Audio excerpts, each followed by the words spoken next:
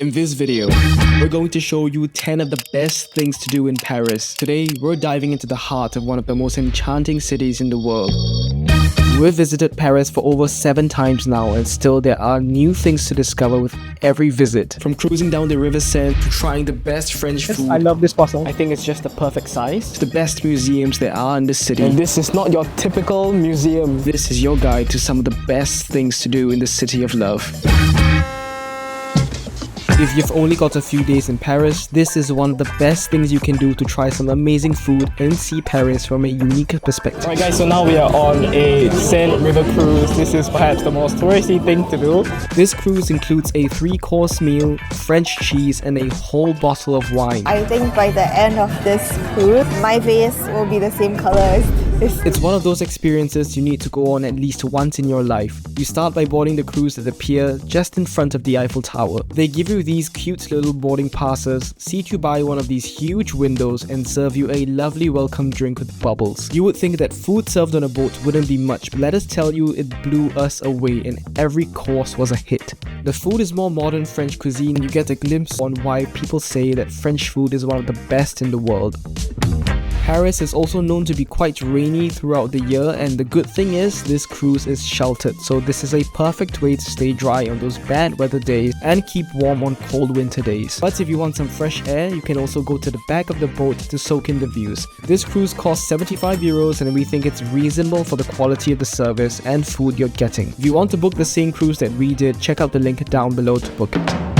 If you could only visit one museum after the Louvre, come and visit the Musée d'Orsay. The Musée d'Orsay is home to the world's largest collection of Impressionist and Post-Impressionist masterpieces. So think of Van Gogh, Monet, and Courbet, just to name a few. You might have seen this painting from Vincent van Gogh. Yep, that's in this museum. You may notice how wide the museum is, and that's because it was once a former railway station almost 100 years ago. This museum can be covered in about half a day, but if you want to go one step further, you can take a day trip out to Claude Monet's house in Giverny, located about an hour outside of Paris by train. We'd recommend going on a guided tour with linked down below that takes you to the museum in the morning and brings you to Monet's house in the afternoon, so that you don't have to worry about getting lost and you can just fully immerse yourself in the world of Monet for a day. The tour includes entrance tickets for the museum and Monet's house, an expert guide throughout your tour, and transport to and from each place. Imagine seeing Monet's paintings come to life. Now that is a dream come true.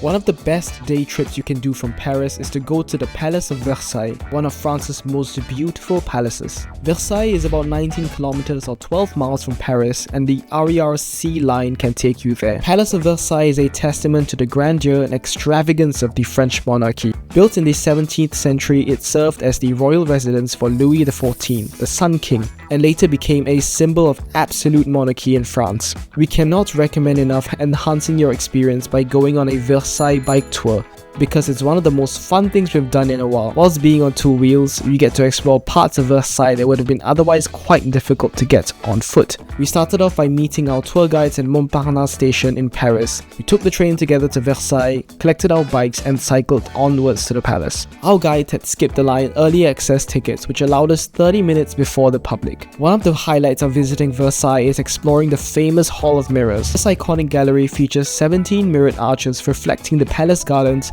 creating a dazzling visual effect that will leave you in awe. Definitely prefer guided tours because I've been to Versailles before. Chateau de Versailles before, and it's just a bit different knowing kind of like the history behind the paintings you see on the wall, the relations, like who's who. We even got to see things that we missed previously, like secret doors, different passageways, things like that I think that you can only get this experience if you're on a tour.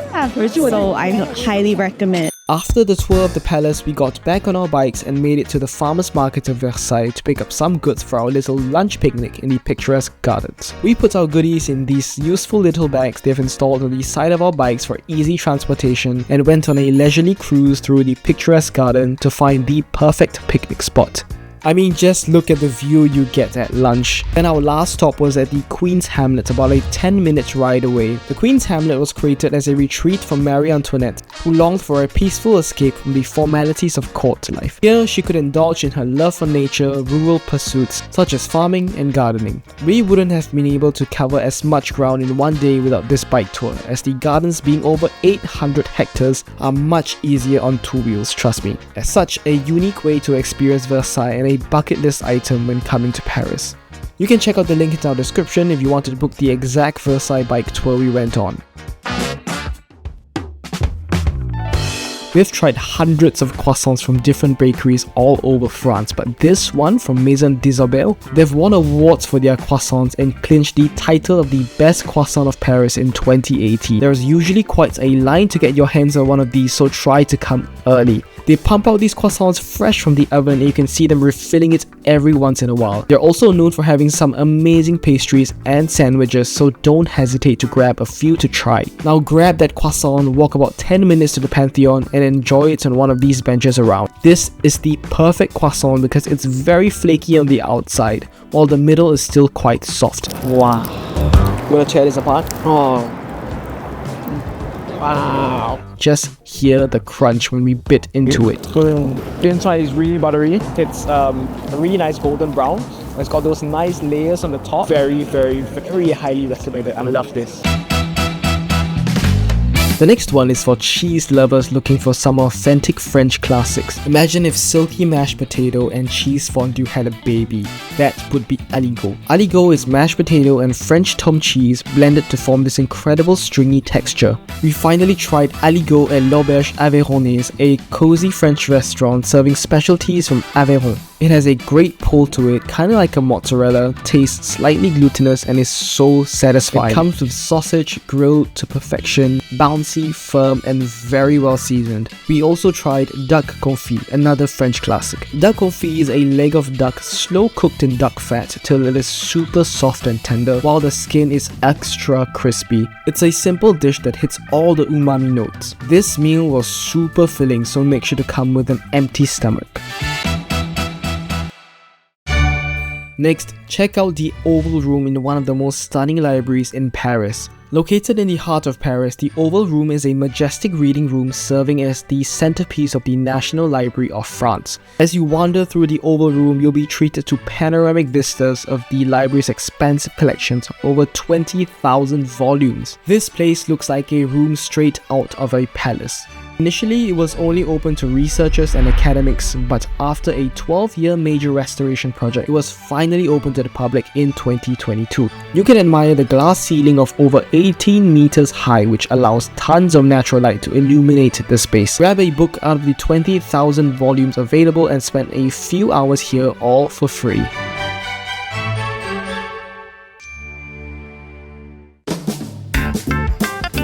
If you're a fan of sculptures, then the next item on our list is just your kind of thing.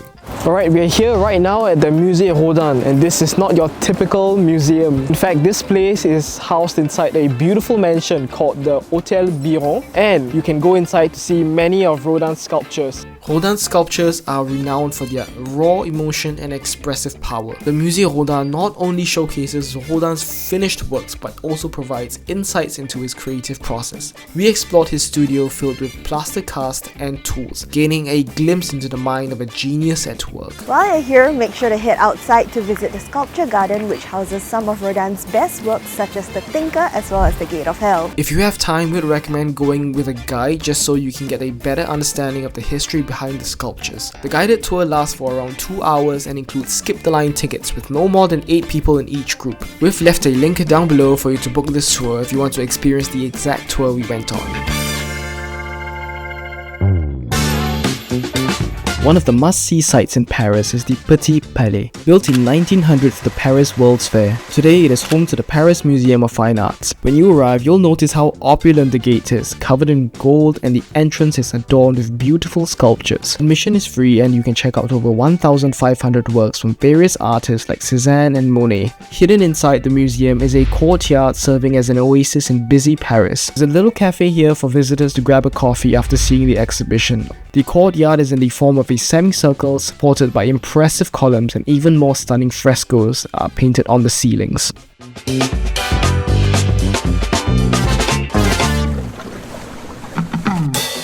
Is your trip even complete if you didn't snag a photo of the Eiffel Tower? Out of all the Eiffel Tower photo spots, this one is our favorite.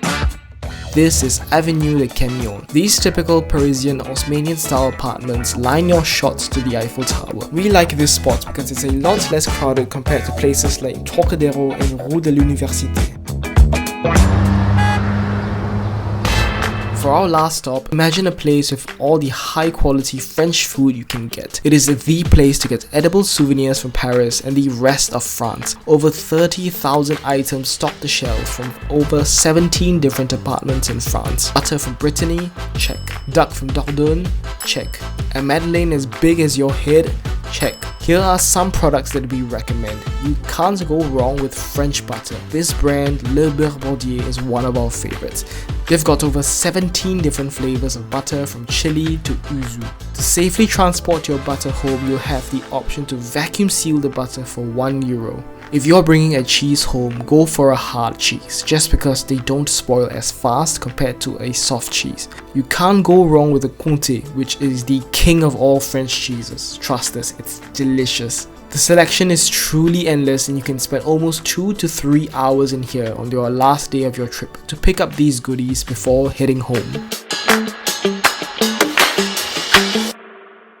And there you have it, guys, the top 10 must-do experiences in Paris that will make your trip unforgettable. Cruising down the Seine River while indulging in French cuisine, to riding through the gardens of Versailles, Paris offers a ton of bucket list experiences for every traveler. Be sure to check out the description below if you want to book the exact experiences we went on. We do receive a small kickback if you book using our link, but at no extra cost to you. And as always, don't forget to hit the subscribe button if you enjoy watching this video, and give this video a thumbs up if you found this useful. Thanks for watching, and until next time, au revoir!